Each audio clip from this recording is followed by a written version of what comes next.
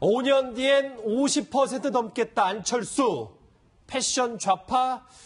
제가 저 얘기를 좀 읽지는 않겠습니다. 홍준표 전 지사.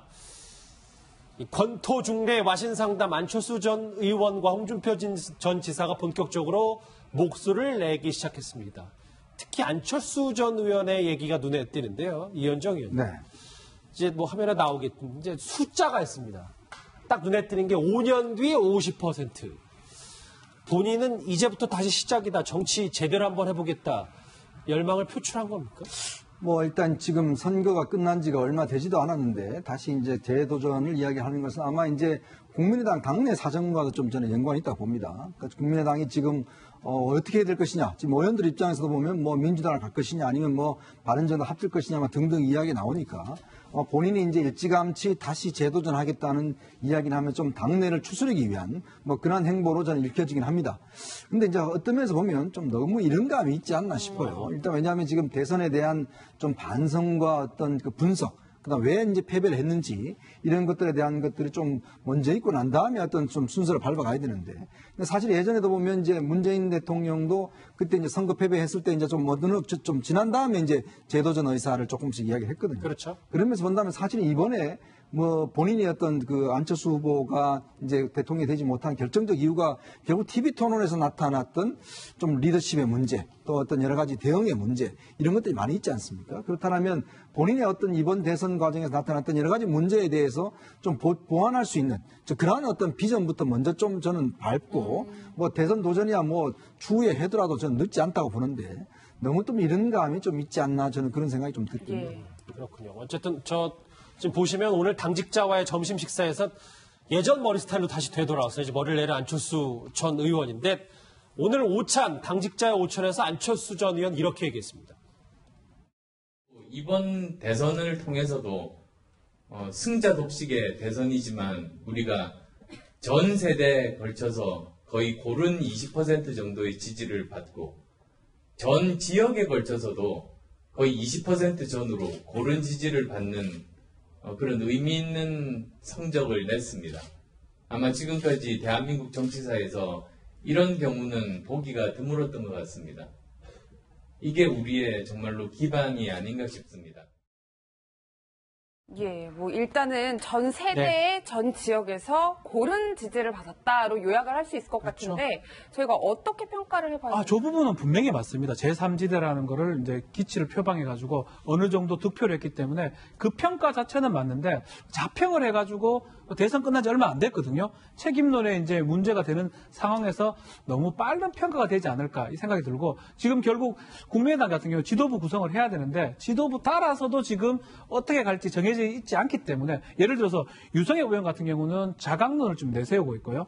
또 그리고 김동철 의원 같은 경우는 민주당하고 연정을 좀 해야 된다고 생각하고 있고 김관영 의원은 바른정당하고 연대를 하든지 합당을 해야 된다고 생각을 하고 있는데 어떻게 될지 아직 정해지지 않은 상태에서 너무 빨리 이렇게 어떤 평가를 내리는 것은 결국은 좀 영향이 미쳐지지 않을까 이런 측면에서는 조금 빠르다 이런 어떤 평가가 내릴 수 있습니다. 바른정당은 이 국민의당 지도부를 언급하면서 이 연대로 대해서는 어떻게 생각하고 있는지 이혜훈 의원의 목소리 한번 들어보시죠.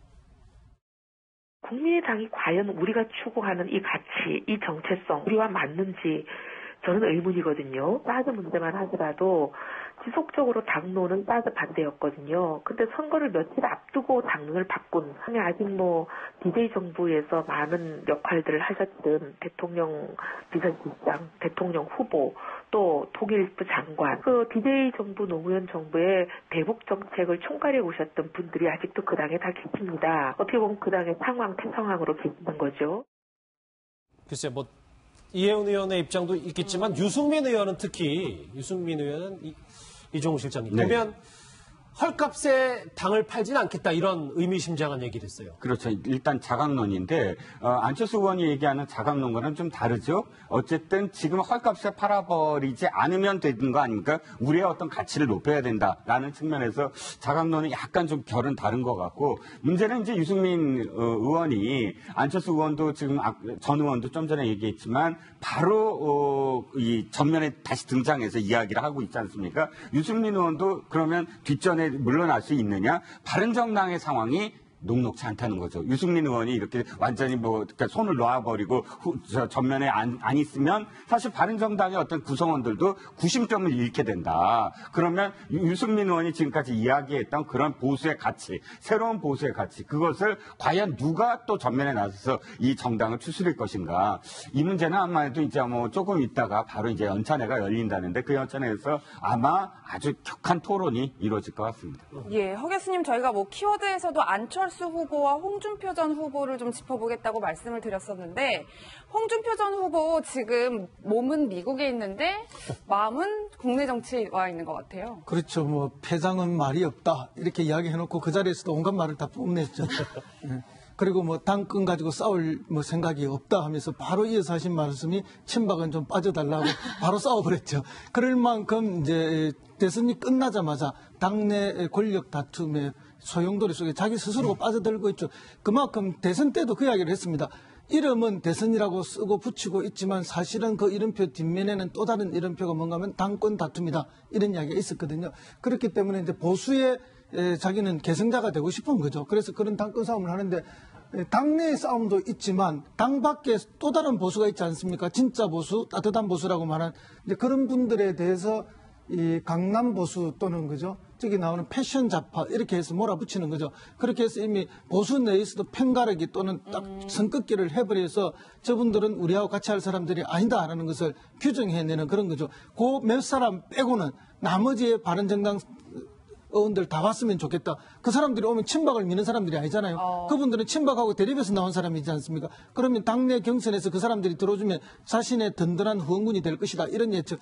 자원 정치적으로 아주 정교하게 그 타겟팅이 잘 된 그런 발언이라고 보입니다. 그럼 2주 정도 뒤에 있으면 이현정 의원님, 홍준표 전 지사가 와서 당권을 장악할 수 있는 힘이 있는지.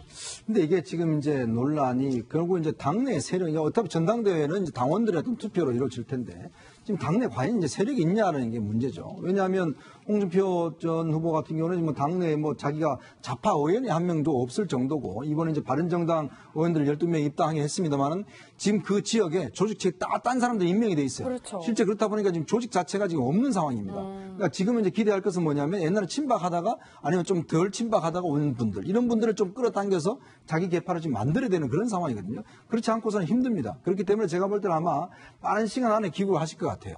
그래서 이제 조직의 확장이라든지 이걸 할 것 같고, 과연 또 친박이 과연 이제 박 전 대통령이 없어진 상황에서 과연 누구를 이제 친박이 밀 것이냐. 이것도 친박들의 고민이에요. 예. 그러다 보니까 아무래도 이제 홍준표 후보한테로 갈 수 있는 가능성이 높다. 아마 그렇게 이제 지금 상정하는 것 같습니다. 다들 칼을 갈고 있는 홍준표 전 지사와 안철수 전 의원 얘기까지 해봤습니다. 여러분은 지금 뉴스 특급과 함께하고 계십니다.